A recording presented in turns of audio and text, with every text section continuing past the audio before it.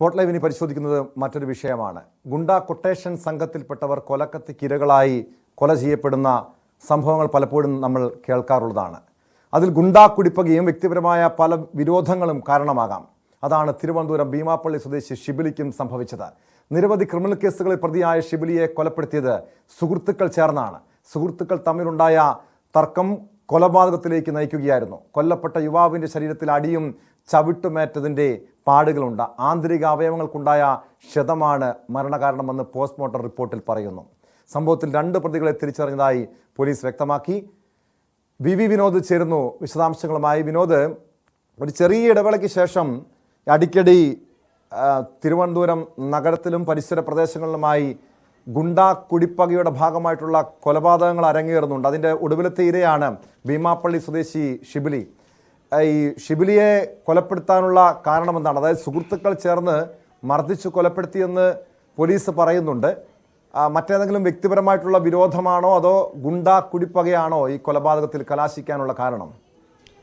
Tom, ഇതിൽ 2 സഹോദരങ്ങളാണ് പ്രധാന പ്രതികൾ. ഇനാസ്, ഇനാദ്, ഇങ്ങനെ 2 സഹോദരങ്ങളാണ്. ഇവരെയാണ് തിരിച്ചറിഞ്ഞിട്ടുള്ളത്. ഇവർ ഇപ്പോൾ പൂന്തറ പോലീസിൻ്റെ കസ്റ്റഡിയിലുള്ളതായ വിവരം പുറത്തു വരുന്നുണ്ട്. മറ്റ് 2 പേർ കൂടി ഈ കൊലയാളി സംഘത്തിൽ ഉണ്ടായിരുന്നു എന്ന ചില സൂചനകളുണ്ട്. ഏതായിരുന്നാലും ഇനാസ്, ഇനാദ് ഈ 2 പേരാണ് ഷിബിലിയെ കൊലപ്പെടുത്തിയതിലെ മുഖ്യപ്രതികളെന്ന് പോലീസ് പറയുന്നു. ഇതിന് കാരണമായി പറയുന്നത് ഗുണ്ടാ കുടിപ്പക തന്നെയാണ്. ഷിബിലിക്ക് 39 വയസ്സാണുള്ളത്. ഷിബിലി നേരത്തെ ഏതാണ്ട് 22ഓളം കേസുകളിൽ പ്രതിയായിട്ടുള്ള ആളാണ്. ഈ ആളുകളെ മർദ്ദിച്ചതും മോഷണവും ഉൾപ്പെടെയുള്ള നിരവധി കേസുകൾ ഷിബിലിക്കെതിരെ ഉണ്ട്. ആക്രമിച്ചത്, നേരത്തെ വെട്ടിപ്പരിക്കേൽപ്പിച്ച കേസുകൾ ഉൾപ്പെടെ ഷിബിലിക്കെതിരെ ഉള്ളതായ വിവരമാണ് പോലീസ് കഴിഞ്ഞ ദിവസങ്ങളിലായി നമുക്ക് നൽകിയത്. ഷിബിലി ഇനാദിനെ, ഈ സഹോദരങ്ങളിൽ ഒരാളായ ഇനാദിനെ പലപ്പോഴായി മർദ്ദിച്ചിരുന്നു. നേരത്തെ ഈ കാപ്പ ശിക്ഷ അനുഭവിച്ച ഷിബിലി ജയിലിലേക്ക് പോകുന്നതിന് മുൻപാണ് ഒരു തവണ ഇനാദിനെ മർദ്ദിക്കുന്നത്. അതിനുശേഷം ഈ ശിക്ഷ കഴിഞ്ഞ് കാപ്പ തടവുകാരനായി ജയിലിൽ കഴിഞ്ഞ ശേഷം പുറത്തേക്ക് വരികയും വീണ്ടും ഇനാദിനെ കടപ്പുറത്ത് വെച്ച് മർദ്ദിക്കുകയും ചെയ്തു. ഭീമാപള്ളിയിലാണ് ഈ സംഘർഷം പലപ്പോഴായി നടന്നത്. ഏറ്റവും ഒടുവിൽ കഴിഞ്ഞ വ്യാഴാഴ്ച വീണ്ടും ഇനാദിനെ മർദ്ദിച്ചു.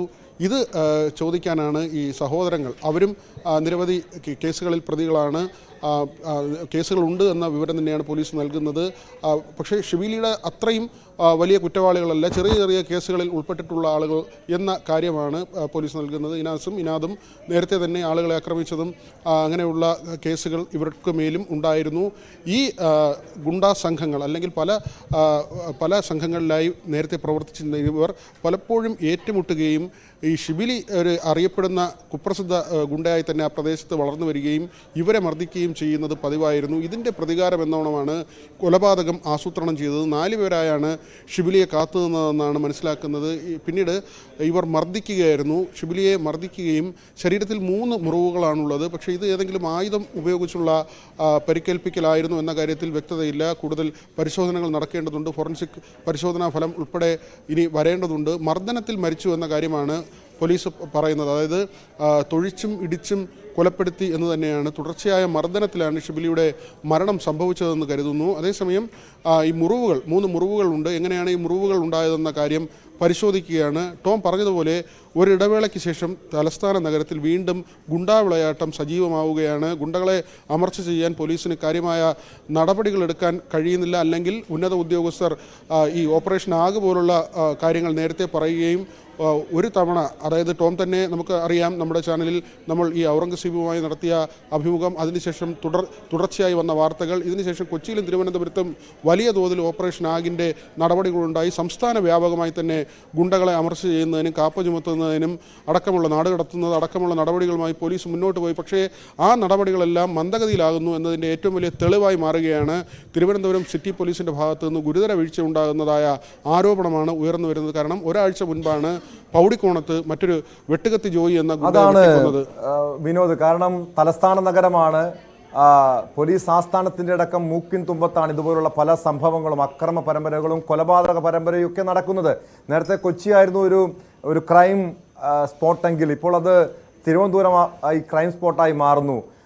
എന്തുകൊണ്ടാണ് പോലീസ് ഈ അക്രമികൾക്കെതിരെ അല്ലെങ്കിൽ ഗുണ്ടാ സംഘങ്ങൾക്കെതിരെ ശക്തമായ നടപടി സ്വീകരിക്കാത്തത്? ഒറ്റപ്പെട്ട ചില ഇതുപോലുള്ള സംഭവങ്ങൾ ഉണ്ടാകുമ്പോൾ കണ്ണിൽ പൊടിയിടാൻ ചില നടപടി ഉണ്ടാകുന്നതിനപ്പുറം പോലീസ് ഈ ഗുണ്ടകളെ അമർച്ച ചെയ്യാൻ എന്ത് നടപടിയാണ് സ്വീകരിച്ചത്? മാത്രമല്ല, ഈ ഒരു കൊലപാതകം, ഈ ഷിബിലിയെ കൊലപ്പെടുത്തിയ സംഭവം നടന്നിട്ട് ഒരു ദിവസം പിന്നിടുന്നു.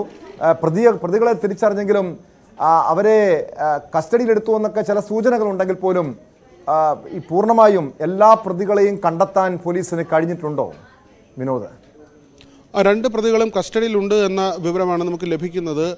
ഏതായിരുന്നാലും അന്വേഷണം തുടരുന്നു, പുരോഗമിക്കുന്നു എന്ന വിവരം അന്വേഷണ ഉദ്യോഗസ്ഥർ നൽകുന്നുണ്ട്. പക്ഷേ ഈ കൊലപാതകം ഇങ്ങനെ നടക്കുമ്പോൾ, അടുത്തടുത്തുള്ള രണ്ട് കൊലപാതകങ്ങളാണ്, എന്തുകൊണ്ട് ഇങ്ങനെ സംഭവിക്കുന്നു? പോലീസിൻ്റെ നടപടി കൂടി നമുക്ക് പരിശോധിക്കാം. തിരുവനന്തപുരത്ത് കമ്മീഷണർക്ക് താഴെ ഒരു DCPയും ഒരു ACPയുമാണ് സാധാരണ നിലയിൽ ഉണ്ടായിരുന്നത്. ഒരു DCPയെ കൂടി ഇപ്പോൾ അഡീഷണലായി നിയമിച്ചിരുന്നു. പുതിയൊരു നിയമനം കൂടി നടത്തിയിരുന്നു. അതായത് ഗുണ്ടകളെ അമർച്ച ചെയ്യുന്നതിന് വേണ്ടിയാണ് അത്തരമൊരു നടപടിയിലേക്ക് പോയത്. പക്ഷേ ഈ പോലീസിൻ്റെ തലപ്പത്തുണ്ടാകുന്ന മാറ്റങ്ങൾ അത് ഉദ്യോഗസ്ഥരുടെ പ്രവർത്തനങ്ങളെയും ബാധിക്കുന്നു എന്ന് തന്നെയാണ്. ചിലർ തലപ്പത്ത് വരുമ്പോൾ വളരെ ഊർജിതമായ നടപടികൾ ഉണ്ടാവുകയും പിന്നീട് പോലീസ് തലപ്പത്തെ അഴിച്ചുപണി ആ തരത്തിൽ ഉന്നത ഉദ്യോഗസ്ഥർ മാറുമ്പോൾ ആ നിലയ്ക്കുള്ള പ്രവർത്തനം ഇല്ലാതാവുകയും ചെയ്യുന്നു എന്നത് എടുത്തു പറയേണ്ടതാണ്. കാരണം സ്പെഷ്യൽ ബ്രാഞ്ചിൻ്റെ പ്രവർത്തനം അതും വലിയ തോതിൽ വിമർശന വിധേയമാകുന്നുണ്ട്. ഇത്തരം കാപ്പ ശിക്ഷ കഴിഞ്ഞ് ഇറങ്ങുന്ന ആളുകൾ, അങ്ങനെ ശിക്ഷിക്കപ്പെട്ട് വരുന്ന ആളുകൾ, തടവിൽ കഴിഞ്ഞിട്ട് ഇറങ്ങുന്ന ആളുകൾ, അവർക്ക് ഭീഷണിയുണ്ട് എന്ന കാര്യമുണ്ട്. നാടുകടത്തൽ നടപടി ഉൾപ്പെടെ എടുക്കേണ്ടതുണ്ട്. പക്ഷേ അത്തരം നടപടികൾ പൂർണ്ണതോതിൽ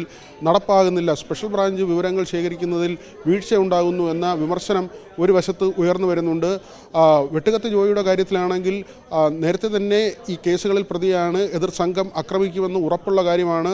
അതുകൊണ്ട് തന്നെ അവിടെ മുൻകരുതൽ എന്ന നിലയ്ക്ക് പോലീസിന് സ്വീകരിക്കാൻ കഴിയുന്ന ചില നടപടികളുണ്ട്. പക്ഷേ ആ നടപടികളിലേക്ക് പോലീസ് പോകുന്നില്ല എന്നതാണ്. ഇത്തരം പരാതികൾ വന്നാൽ തന്നെയും പോലീസ് അത് പരിശോധിക്കുകയോ ഇവരെ നിരീക്ഷിക്കുകയോ ചെയ്യുന്നില്ല. DGP തന്നെ നൽകിയ ഉത്തരവുണ്ട്.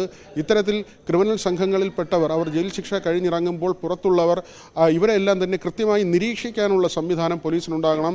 സ്പെഷ്യൽ ബ്രാഞ്ചിൻ്റെ ഉത്തരവാദിത്തമായി തന്നെയാണ് അത് എടുത്തു പറഞ്ഞിരുന്നതും. പക്ഷേ അപ്പോഴും ഈ പോലീസ് ഗുണ്ടാ ബന്ധം എന്ന കാര്യം വീണ്ടും ഉയർന്നു വരികയാണ്. പലപ്പോഴും വഴിവിട്ട രീതിയിൽ ചില പോലീസുകാരെങ്കിലും ഗുണ്ടാ സംഘങ്ങളുമായി സൗഹൃദമുണ്ടാക്കുന്നു, ഇവർക്ക് വിവരം ചോർത്ത് നൽകുന്നു, അല്ലെങ്കിൽ എതിർ സംഘങ്ങളെ കൈകാര്യം ചെയ്യാനുള്ള അവസരം ഇവരുടെ നിശബ്ദത മൂലം ഈ ഗുണ്ടാ സംഘങ്ങളെ ഏറ്റുമുട്ടുന്ന നിലയിലേക്ക് കാര്യങ്ങളെ എത്തിക്കുന്നു എന്ന തരത്തിലുള്ള വിമർശനമുണ്ട്.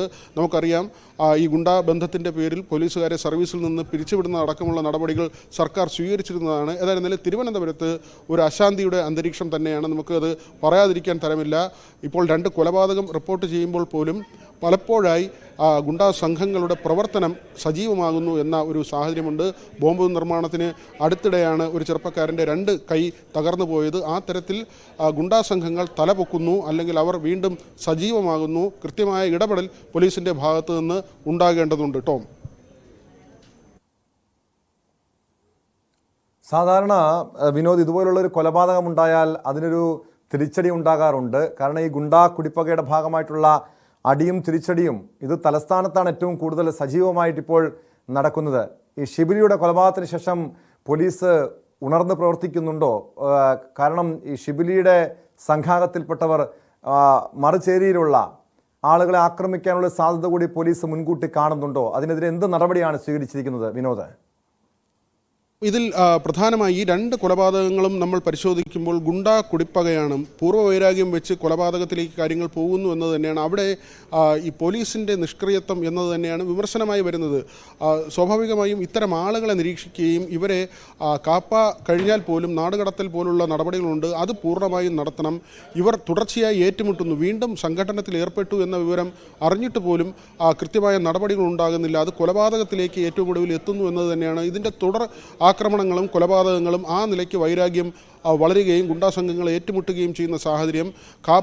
ഈ ഓപ്പറേഷൻ ആഗിൻ്റെ സമയത്ത് നമുക്കറിയാം വിവിധ ജില്ലകളിലായി ഏതാണ്ട് 12,000-12,000-ലധികം അറസ്റ്റുകൾ നടന്നു. പക്ഷേ ഈ പല കേസുകളിലും അറസ്റ്റ് രേഖപ്പെടുത്തി അവരെ വിട്ടയക്കുകയാണ് ചെയ്യുന്നത്. തുടർന്നുള്ള നിരീക്ഷണമുണ്ട്. ആ നിരീക്ഷണത്തിൽ വീഴ്ച വരുമ്പോഴാണ് ഇത്തരത്തിലുള്ള അക്രമങ്ങളിലേക്ക് കാര്യങ്ങൾ പോകുന്നത്. അത് പലപ്പോഴും പൂർവ്വവൈരാഗ്യങ്ങൾ തന്നെയാണ് ഇത്തരത്തിൽ അക്രമത്തിലേക്ക് കാര്യങ്ങളെ കൊണ്ടെത്തിക്കുന്നത്. നമുക്കറിയാം ഈ വെട്ടുകത്തി ജോയിയുടെ കാര്യത്തിൽ പോലും നേരത്തെ ഉണ്ടായ സംഘടനം, അത് ഓട്ടോറിക്ഷ പിന്തുടർന്ന് കാറിലെത്തിയ സംഘം വെട്ടിക്കൊലപ്പെടുത്തുകയും പിന്നീട് അവർ കടന്നു കളയുകയുമായിരുന്നു. അതായത് കൃത്യമായ ആസൂത്രണത്തോടു കൂടിയാണ് ഈ കൊലപാതകങ്ങളെല്ലാം നടക്കുന്നത്. ദിവസങ്ങൾ നീണ്ട ആസൂത്രണം. ഏറ്റവും കൂടുതൽ നമുക്കറിയാം കരമനയിൽ നടന്ന കൊലപാതകം. അവിടെ വീടിന് മുന്നിൽ നിന്ന ചെറുപ്പക്കാരനെയാണ് ഈ വാഹനത്തിലെത്തിയവർ വെട്ടി കൊലപ്പെടുത്തി. അത് നമ്മൾ കണ്ടതാണ് ഏറ്റവും ക്രൂരമായ ദൃശ്യം. വലിയ കല്ല് ശരീരത്തിലേക്ക് ഇട്ട് കൊലപ്പെടുത്തുകയായിരുന്നു. തുടർച്ചയായി തലയിലും നെഞ്ചിലും കല്ല് ഇട്ട് കൊലപ്പെടുത്തുന്ന ആ ദൃശ്യം പുറത്തു വന്നിരുന്നു. CCTV ദൃശ്യങ്ങൾ നമ്മൾ കണ്ടതാണ്. ഏറ്റവും ഞെട്ടിക്കുന്ന നിഷ്ഠൂരമായ ഒരു കൊലപാതകം എന്ന് തന്നെ പറയും. അവിടെയും ബാറിൽ നടന്ന ഒരു ചെറിയ വാക്കുതർക്കത്തിൻ്റെ പേരിൽ ആ തർക്കം സ്റ്റേഷനിലേക്ക് എത്തുകയും പക്ഷേ അവിടം കൊണ്ട് അവസാനിക്കാതിരിക്കുകയും പിന്നീട് അത് കൊലപാതകത്തിൽ കലാശിക്കുകയും ചെയ്യുന്ന ഒരു സാഹചര്യം. ഈ തരത്തിൽ മുൻ വൈരാഗ്യങ്ങൾ പലപ്പോഴും കൊലപാതകത്തിലേക്ക് പോകുന്നു. അതുകൊണ്ട് തന്നെ ഈ കാപ്പ തടവ് കഴിഞ്ഞിറങ്ങുന്നവർ, ജയിൽ ശിക്ഷ കഴിഞ്ഞിറങ്ങുന്നവർ, ഇവരുടെ നിരീക്ഷണം ശക്തമാക്കാനുള്ള നടപടികളാണ് അനിവാര്യം. ടോം, അതാണ് വി വിനോദ് സൂചിപ്പിച്ചതുപോലെ ഈ കാപ്പ കേസിൽ അകത്തായി പിന്നീട് പുറത്തിറങ്ങുന്ന പ്രതികളെ നിരീക്ഷിക്കാനുള്ള, ഗുണ്ടാ സംഘത്തിൽപ്പെട്ടവരെ നിരീക്ഷിക്കാനുള്ള സംവിധാനത്തിൽ വലിയ രീതിയിലുള്ള വീഴ്ചകൾ, പിഴവുകൾ ഉണ്ടാകുന്നതാണ് ഇതുപോലുള്ള ഗുണ്ടാ കുടിപ്പകയ്ക്കും അക്രമത്തിനും കൊലപാതകത്തിനുമൊക്കെ കാരണമായി വിനോദ് സൂചിപ്പിക്കുന്നത്. ശക്തമായ നടപടി പോലീസ് ഇനിയെങ്കിലും സ്വീകരിച്ചില്ലെങ്കിൽ കേരളത്തിൽ വീണ്ടും ഗുണ്ടാ കുടിപ്പകയുടെ ഭാഗമായിട്ടുള്ള കൊലപാതകങ്ങൾ അരങ്ങേറുമെന്ന സൂചനയാണ് ഈ ഷിബിലി കൊലക്കേസും സൂചിപ്പിക്കുന്നത്.